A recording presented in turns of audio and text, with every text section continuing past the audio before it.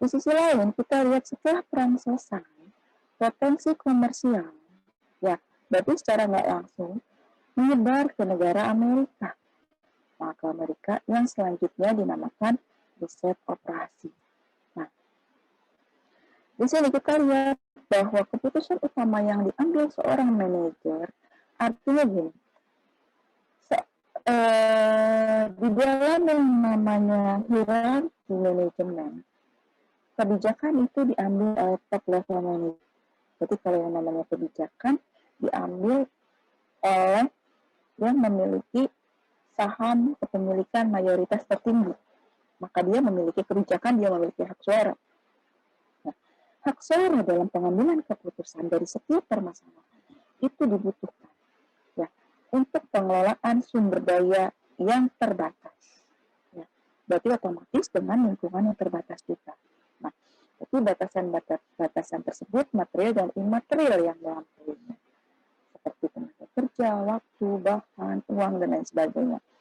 Nah, kita melihat di sini bahwa riset operasi, kita melihat bahwa yang namanya seorang pemimpin, tadi kan Ibu bilang, kalau top level manajemen, berarti dia memiliki kebijakan, dia harus yang namanya mengambil yang namanya suatu keputusan. Ya, berarti yang namanya mengambil suatu keputusan itu untuk top level manajemen dikatakan penting. Kenapa? Nah, yang namanya nadinya terus itu ada di top level manajemen apabila perusahaan terdapat dalam masalah. Berarti notabene ketika yang namanya perusahaan terdapat masalah, ya dari segi manajemen akan ya memberikan hak suaranya kepada top level manajemen yang memiliki hak suara paling tinggi dari setiap masalah yang terjadi di perusahaan. Nah, makanya dari segi intern dulu, ya baru pemegang tertinggi, saham tertinggi. Ya, berarti kita lihat di sini nih, dari riset operasi ternyata untuk menyelesaikan masalah-masalah manajemen, berarti dari setiap aktivitas operasi yang dilakukan setiap hari, kita melihat di sini adanya efisiensi. Berarti kalau efisiensi itu dari keseluruhan unsur biaya. Berarti biayanya itu gimana caranya diperkecil namanya biaya seminimal mungkin. Berarti kuncinya adalah bagaimana untuk meningkatkan produktivitas. Nah, kita lihat di sini. Riset operasi dipandang sebagai ilmu dan seni. Artinya kita harus memiliki ilmu. Ilmu artinya apa? Untuk gagasan dan ide yang kreatif ilmu itu. Seni itu untuk apa? Untuk menggerakkan orang lain bekerja mencapai suatu tujuan. Artinya, kalau seni itu bagaimana caranya si sumber daya manusia memiliki kontribusi yang positif terhadap perusahaan. Berarti di sini kita lihat nih, Bu, kalau misalkan Ibu sebutkan tadi ilmu, berarti teknik-teknik dong Bu yang digunakan. Ya betul, itu berarti ide dan gagasan. Berarti berupa teknik-teknik dan algoritma. Berarti algoritma matematik ini untuk digunakan untuk memecahkan permasalahan. Di sisi lain, kita lihat seni. Nah, seni itu menunjang kreativitas. Berarti keberhasilannya kita melihat dari kemampuan seseorang, dari pelakunya. Berarti pelaku bagaimana caranya dia menganalisis dalam proses pengambilan keputusan. Di sisi lain, kita melihat definisinya nih. Ternyata dalam Operational Research Society of Great Britain mengatakan bahwa riset operasi penerapannya adalah kita melihat masalah-masalah yang kompleks. Kompleks itu tingkat kesulitannya tinggi, kerumitannya paling tinggi, di mana dari sistem pengelolaannya kita menyangkut yang namanya man, mesin, bahan baku atau material, money, ya. Berarti hal tersebut yang akan mempengaruhi ya, keseluruhan lingkungan dalam industri bisnis dan pemerintahan serta pertahanan. Berarti di sini konotasinya ketika kita lihat pengertian dari Society of America, kita melihat bahwa riset operasi ini secara ilmiah dan bagaimana membuat suatu model, berarti otomatis mendesain, merancang bagaimana caranya menjalankan suatu sistem. Berarti sistem itu adalah suatu serangkaian yang memiliki hubungan yang harmonis. Divisi yang berbeda tetapi memiliki hubungan yang harmonis karena memiliki tujuan yang sama. Di mana tujuan yang sama?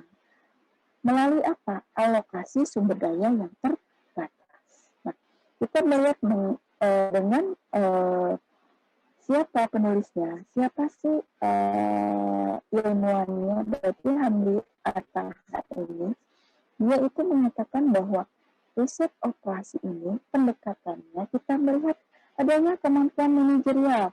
Jadi yang namanya kemampuan manajerial, kita melihat adanya pengambilan keputusan yang menggunakan apa? Pengetahuan ilmiah. Berarti pengetahuan ilmiah itu usaha, di mana usaha kelompok antar disiplin. Berarti antar disiplin yang berbeda. Berarti kajian yang berbeda, di mana menentukan suatu tujuan yang sama. Berarti divisi yang berbeda, tujuan yang sama, sumber dayanya terbatas. Nah, di sisi lain kita disimpulkan dari para peneliti di atas tadi, pengertian dari OR ini adalah kita melihat bagaimana bahwa kemampuan manajerial dibutuhkan untuk menghasilkan expected return, pengharapan yang optimal. Artinya, kita lihat bahwa keputusan yang optimal itu risikonya seminimal mungkin.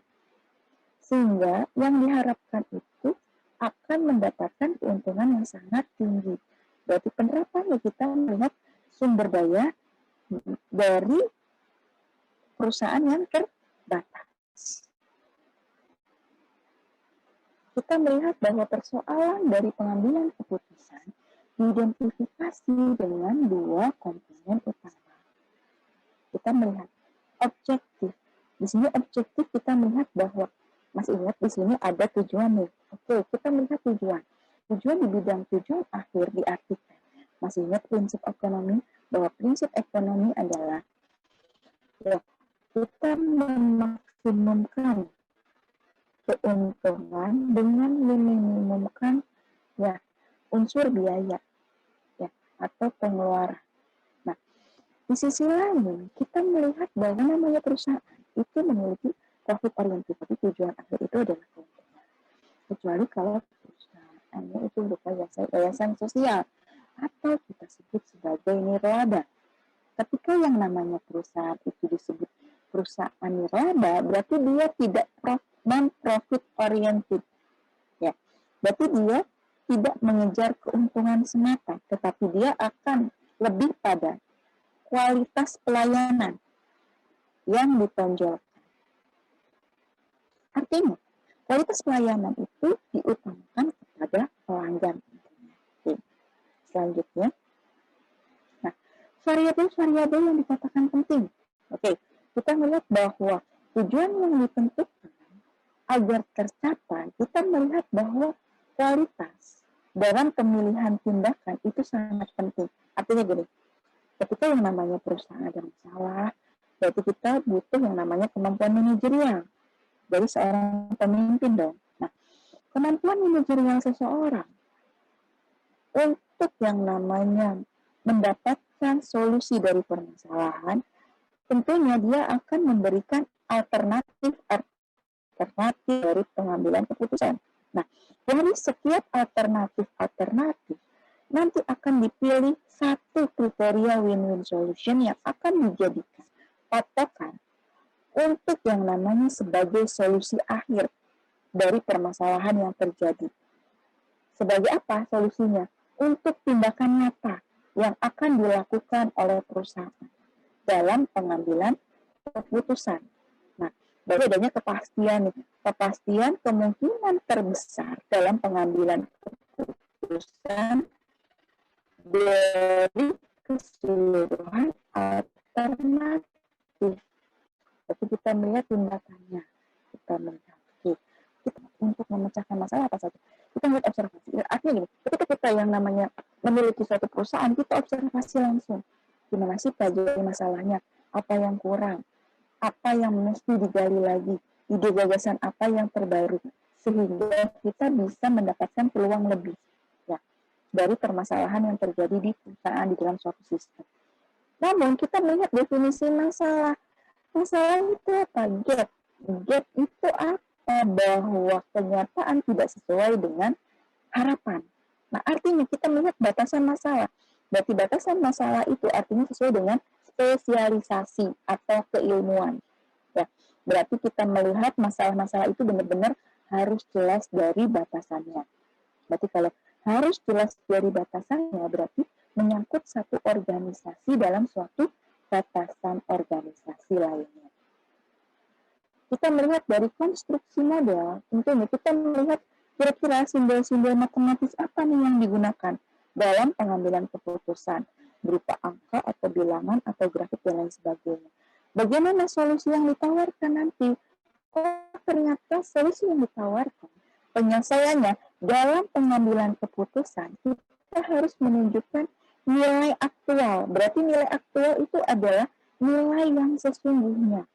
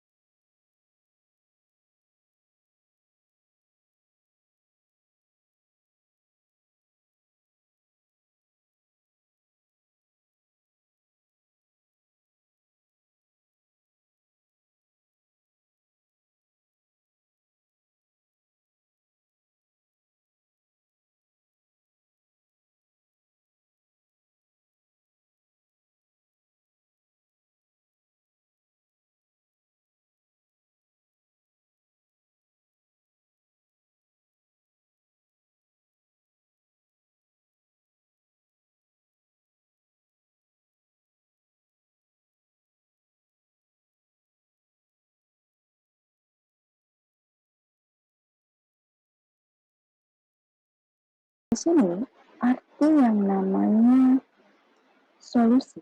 Berarti kita membuat yang namanya pemecahan permasalahan. Pemecahan permasalahan berdasarkan penyelesaian pengambilan keputusan. Nah, berdasarkan informasi, anjuran, kemudian kita melihat dari pedoman yang dimiliki oleh perusahaan. Artinya, bahwa yang namanya penyelesaian itu tergantung dari apa? Kebijakan. Di sisi lain, kita melihat yang namanya validasi model. Nah, artinya di sini apa sih validasi model? Validasi model itu kita harus melakukan pengecekan.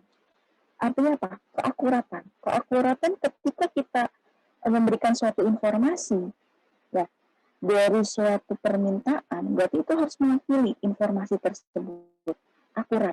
Berarti sistem penilaiannya sesuai dengan yang dibutuhkan. Artinya di sini validasi itu mencerminkan atau mewakili, mempresentasikan ya dari penggambaran yang sesungguhnya, kondisi yang sesungguhnya seperti apa. Dan hasilnya itu pasti sama. Nah, itu adalah validasi model. Nah, bagaimana dengan pelaksanaan? Artinya kalau yang namanya pelaksanaan, kita melihat dari apakah penerapan yang terjadi di lapangan itu sesuai nggak sih dengan kebijakan berdasarkan pertimbangan yang berlaku. Jadi kalau misalkan kebijakan tersebut sesuai dengan pertimbangan yang berlaku, itu dikatakan baik untuk dilakukan di kemudian hari. Untuk apa? Sumber daya dan lingkungan. Nah, kita melihat adanya metodologi dari riset operasional kira-kira apa saja sih apa yang harus dilakukan oleh seorang manajer? Dia harus melakukan pengambilan keputusan, ketika level manajemen dia harus memberikan kebijakan, apa saja pertimbangannya, tentu dia harus mengkaji kira-kira apa saja yang harus dilakukan untuk memberikan solusi dari teknik riset operasi. Kita melihat di sini langkah pertama, kita harus yang namanya memformulasikan persoalan. Itu yang namanya memformulasikan persoalan. Kita harus memperhatikan nih, memperhatikan rumusnya jelas nih. Kira-kira permasalahannya apa saja? Ya, kalian urutkan satu persatu rumusan masalah yang dimiliki oleh perusahaan dari keseluruhan rumusan masalah. Baru kalian uraikan satu persatu kira-kira dari keseluruhan masalah solusi apa yang akan diberikan oleh perusahaan. Berarti artinya solusi yang akan diberikan perusahaan tentunya harus sesuai dengan tujuan. Ya, berarti tujuan dan kendala yang ada, kendalanya harus bagaimana caranya seminimum mungkin. Tapi kalau minimum mungkin artinya risikonya itu diperkecil. Berarti kalau dengan kita melihat risiko tersebut diperkecil, kita melihat keterkaitan dari bidang yang dikaji. Berarti bidang yang dikaji itu dari dalam organisasi, dalam waktu pengambilan keputusan. Berarti otomatis bagaimana tujuan akhirnya. Kemudian kita melihat dari membuat matematik. Oke, matematik itu artinya model-model yang dilakukan untuk pengambilan keputusan. Oke. Model yang digunakan untuk pengambilan keputusan, kita melihat bahwa variabel pengambilan keputusan di sini ketika keputusan itu adanya keterkaitan satu sama lain, berarti secara kuantitatif, berarti berupa apa? Angka atau bilangan. Ya, digambarkan dalam bentuk angka dan bilangan yang menggambarkan variabel-variabel pengambilan keputusan yang nantinya nilai tersebut akan ditentukan. Kemudian bagaimana nih fungsi tujuan? Nah, artinya fungsi tujuan ini bagaimana caranya untuk mengukur kinerja. Oh iya, kinerja itu bagaimana caranya kinerjanya tinggi. Oke. Tapi bagaimana caranya kinerjanya tinggi, tapi biayanya minimum. Kita lihat contohnya adalah dari segi biaya. Ya. Tapi kita lihat dari keuntungan yang maksimal dari model matematika skala ukurnya. Kemudian ada fungsi, tadi kan fungsi keputusan, tadi fungsi tujuan, kita fungsi pembatas. Pembatas itu apa saja sih? Nah, artinya di sini membuat yang namanya sumber daya yang ada. Artinya kira-kira fungsi sumber daya yang ada itu apa saja sih? Dari kesamaan dan ketidaksamaan yang terjadi. Nah, pembatas itu artinya setiap divisi yang ada, adanya kesalahan atau tidak, atau bisa jadi adanya perhitungan kalkulasi aktual dengan forecast. Dari fungsi pembatas, kita melihat input parameter dari alat ukur berupa angka. Jadi kalau alat ukur angka, itu tentunya akan menyebabkan fungsi, tujuan, dan pembatas yang berbeda. Berarti konstantanya terdapat dalam apa? Koefisien. Berarti koefisien itu menyebutkan apa? Fungsi tujuan dan fungsi pembatas. Yang ketiga itu adalah fungsi penyelesaian. Kalau penyelesaian artinya bagaimana model matematis itu dibuat untuk penyelesaian yang optimal. Berarti penyelesaian yang optimal itu adalah pengharapan yang optimal hasil akhir. Yang tujuan perusahaannya itu menginginkan profit itu maksimal. Bagaimana dengan yang langkah keempat? Pengujian, model, dan solusi. Di sini kita melihat bagaimana caranya model-model itu kita kaji. Setelah yang dikaji, kita menggambarkan secara nyata. Forecast itu sesuai dengan aktual, berarti menginterpretasikan forecast dengan aktual, berarti ramalan dengan keadaan yang sesungguhnya. Bagaimana nih hasil yang terjadi? Apa ternyata sama dengan kondisi yang ada di lapangan atau tidak? Atau justru berbanding terbalik dari teori dengan praktek. Nah, itu yang harus digambarkan secara akurat. Nah, berarti harus dikaji lagi untuk meningkatkan hasil akhirnya ya dari suatu model. Oke. Kita melihat yang kelima, mengimplementasikan hasil studi. Nah, artinya kita melihat hasil studi itu, kita harus bisa implementasi itu, kita memahami, kita harus bisa menerapkan dari keseluruhan dokumentasi pengarsipan yang akan dilakukan dari setiap pemecahan masalah. Jadi ketika kita ada masalah, jadi kita ada bikin kebijakan nih, dari kebijakan kita otomatis adanya sebelumnya alternatif dong, sebelum kebijakan, baru bikin kebijakan, dari kebijakan baru pemilihan yang terbaik. Dari pemilihan yang terbaik, berarti kita harus memahami kira-kira yang optimal itu seperti apa, kendala yang minimum itu seperti apa, ya, cost yang minimum itu seperti apa. Nanti diarsipkan kondisi akhir berupa assessment atau penilaian. Makanya di sini ada yang kita sebut pencatatan. Ya, dari kegiatan yang akhir, ya, yang terjadi. Nah, kita tahu nih, cari tahu apa penyebabnya, solusi akhir apa. Oke. Nah, di sini ada klasifikasi dari teknik riset operasional yang digunakan. Di sini teknik riset operasi yaitu menggunakan linear matematik. Linear matematik ini ada beberapa yang digunakan, ya. Namun nanti ada beberapa bagian yang akan dipakai saja karena berdasarkan SAP ya, atau kita sebut sekarang itu bukan SAP ya, satuan acara perkuliahan, bukan itu. Kita namanya itu rencana perkuliahan, ya, per semester ya. Itu disebutnya namanya RPS. Kita sebut. Dari teknik riset operasi ini yang akan diberikan program linear matematik. Artinya gini, teman-teman keputusan kita mengikuti program linear matematik. Itu artinya adalah ketika yang namanya seorang top level manajemen dia bekerja, berarti yang dia pikirkan bagaimana caranya program linear itu dari segi matematik itu menggambarkan solusi yang optimal pemecahannya. Berarti pemecahan yang optimal itu yang sifatnya apa? Profitnya itu maksimal. Dengan biaya yang minimal. Dengan tren garis lurus. Berarti tren itu bisa naik, bisa turun. Itu merupakan fungsi dari linear. Bagaimana dengan integer? Ya, integral itu kita artinya kita lihat dari fungsi linear juga nih. Artinya adanya batasan-batasan. Oke, limit kita sebut. Kita melihat batasan itu, kita lihat dari fungsi dan tujuan. Nah, karena fungsi dan tujuan itu memerlukan yang namanya apa? Tambahan batasan dari pengambilan keputusan yang merupakan bilangan bulat. Ya. Contohnya ketika kita menginginkan solusi yang optimal, profit yang optimal, nggak ada tuh bilangan profit itu koma. Ya. Misalkan rupiah kita menggunakan koma, nggak ada. Ya. Atau misalkan kapasitas permintaan, tapi koma, misalkan 1,2 juta unit, ya, koma 1. Bingung kan? Nah, itu artinya. Oke. Artinya, Mami,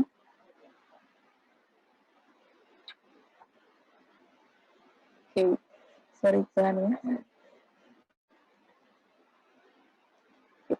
Kita ke model analisis jaringan. Nah, model analisis jaringan ini artinya kita melihat pendekatan yang digunakan. Berarti pendekatan yang digunakan ini adalah digunakan untuk pemecahan masalah. Pemecahan masalah ini berisi apa? Lingkaran-lingkaran, berarti titik-titik X dan Y. Berarti titik jaringan. Berarti titik jaringan itu yang akan melihat proses jaringan itu apakah optimal atau tidak.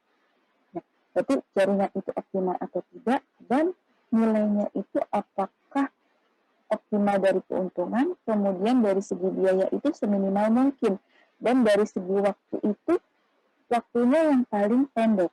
Nah, itu artinya. Nah, bagaimana penjadwalan proyek? Nah, penjadwalan proyek itu adalah pemecahan solusi yang terbaik.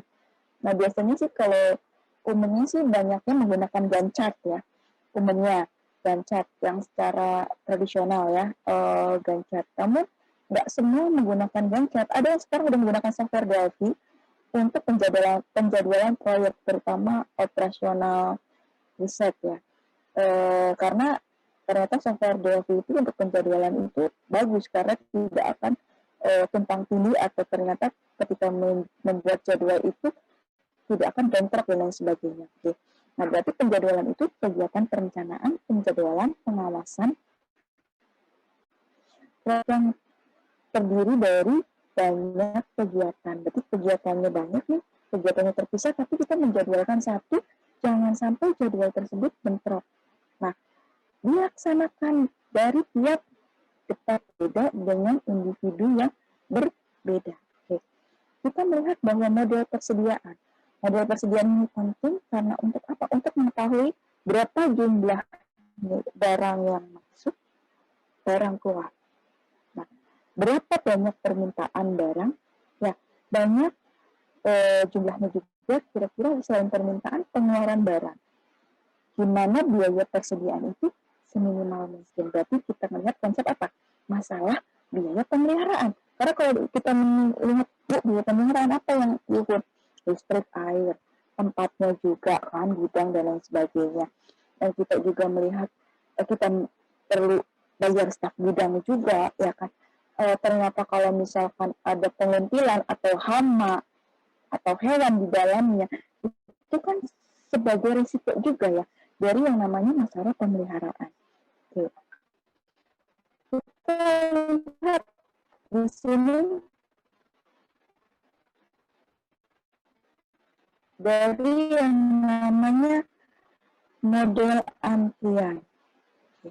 Dari model antrian kita pemecahan masalah HAMI, model keputusan lebih baik mengenai sistem operasi antrian. Nah, kalian pernah nggak lihat di bank menggunakan istana pasir yang ada kotak kecil, ya di teller, ya begitu pasirnya selesai, berarti circle-nya selesai, ya kan? Dibalik lagi, belum selesai, dibalik lagi. Sampai kira-kira berapa urutan antrian, ya dari yang namanya customer service atau teller ketika memberikan service quality kepada nasabah itu di perbankan. Nah, ada lagi tuh misalkan kalian pernah lebih ke simpat ya, kartu simpati sekarang kan udah menggunakan sistem, antriannya sudah menggunakan computerized, sudah bersistem.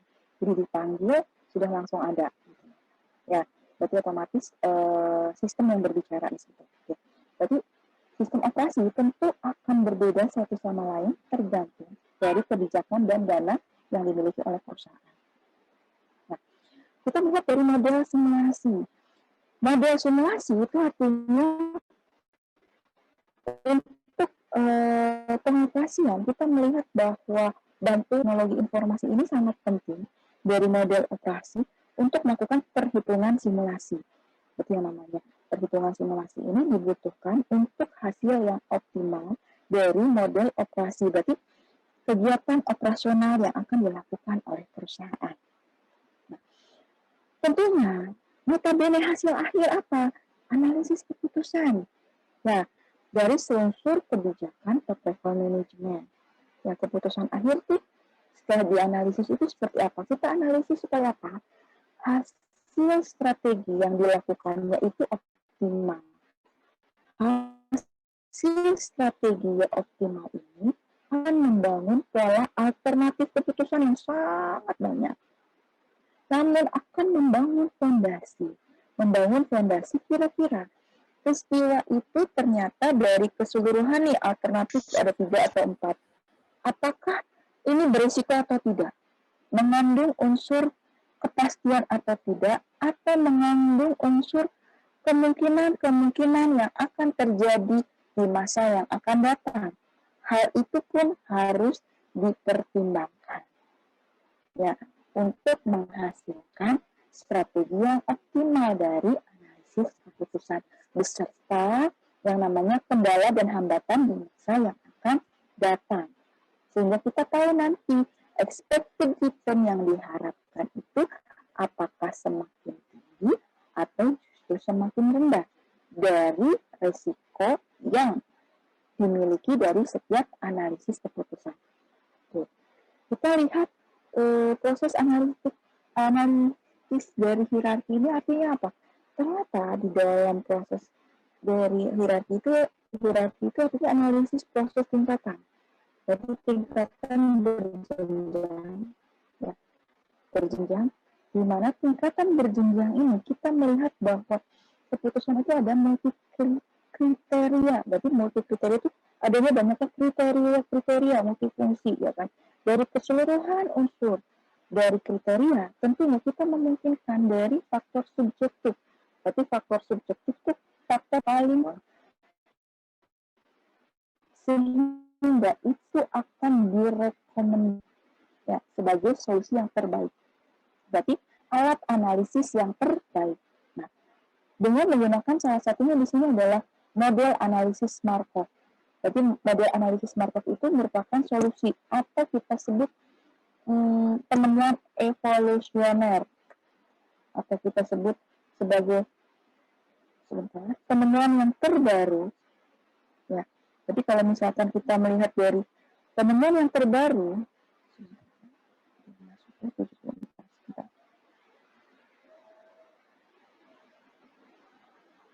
penemuan yang terbaru berarti kita melihat bahwa evolusi atau perubahan-perubahan yang terbaru, ya, sebagai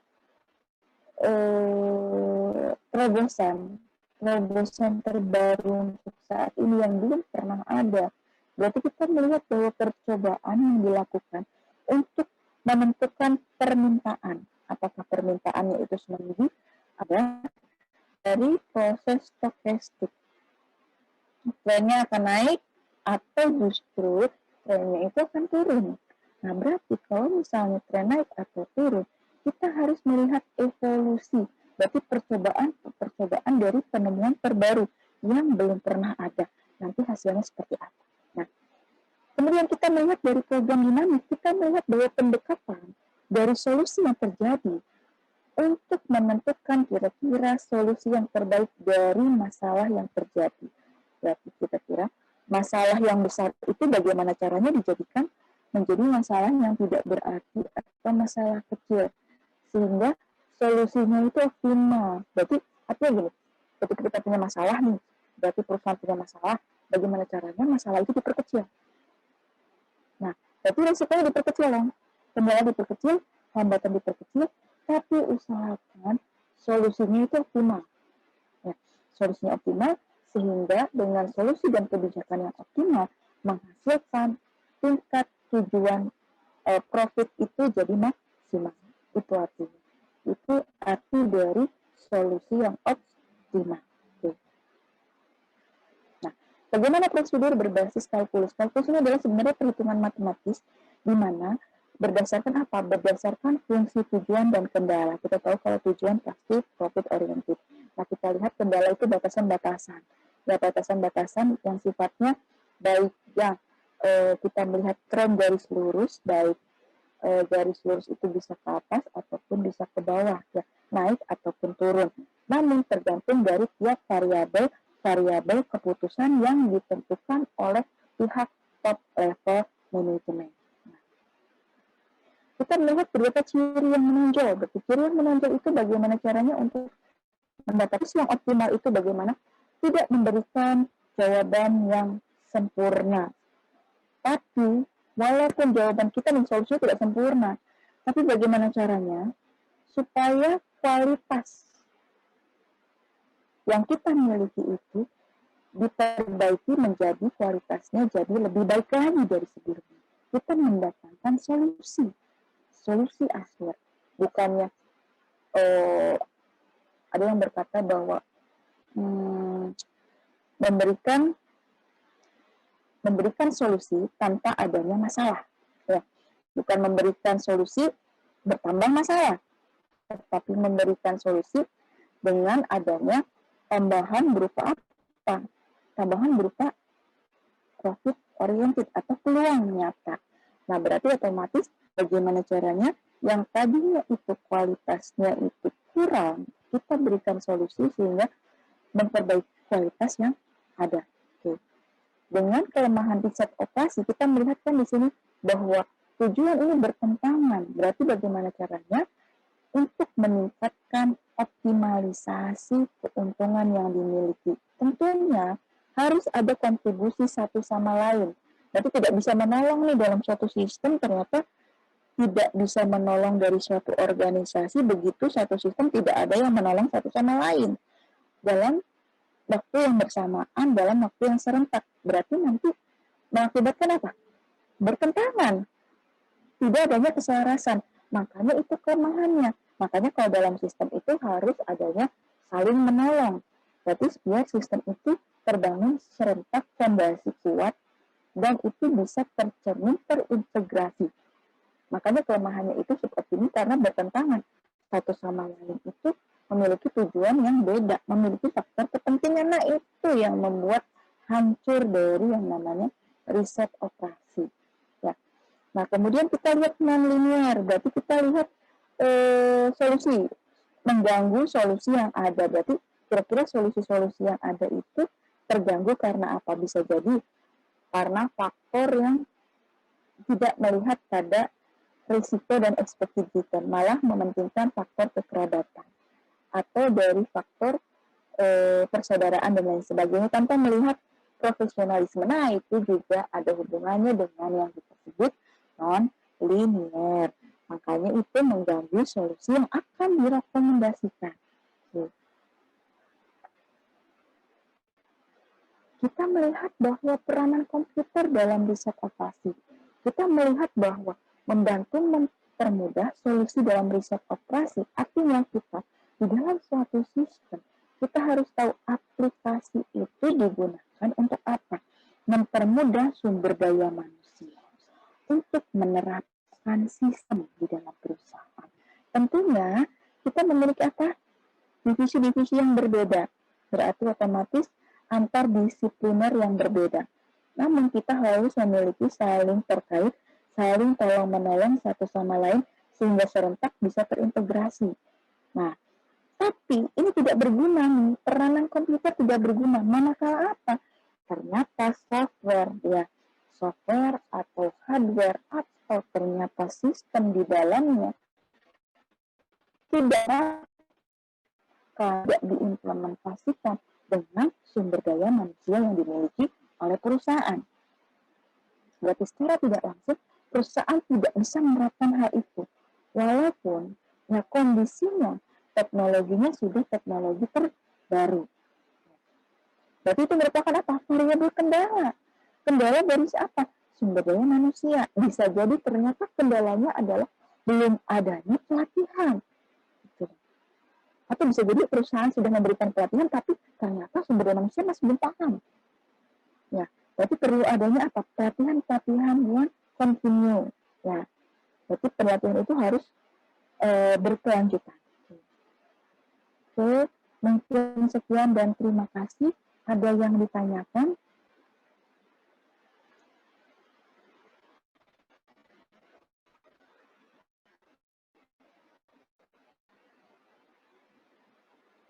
Halo, Bu.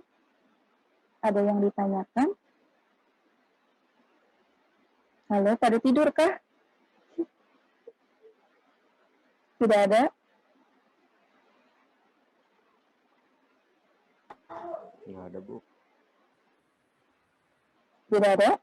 Tidak ada ya? Oke, mungkin karena tidak ada yang bertanya, untuk hari ini Ibu tidak akan memberikan tugas ya. Ibu sukanya kalau tugas itu yang hitung-hitungan ya. Lebih tertantang gitu kalau hitung-hitungan ya. Hari ini saya libur, tidak Ibu berikan tugas ya. Mungkin nanti pertemuan yang akan datang ya. Mungkin mohon maaf apabila ada kata-kata yang kurang berkenan sebelumnya, baik yang sengaja maupun tidak sengaja. Wabillahi taufiq wal hidayah. Wassalamualaikum warahmatullahi wabarakatuh. Waalaikumsalam warahmatullahi wabarakatuh. Terima kasih, Bu. Terima kasih, Bu. Sama-sama.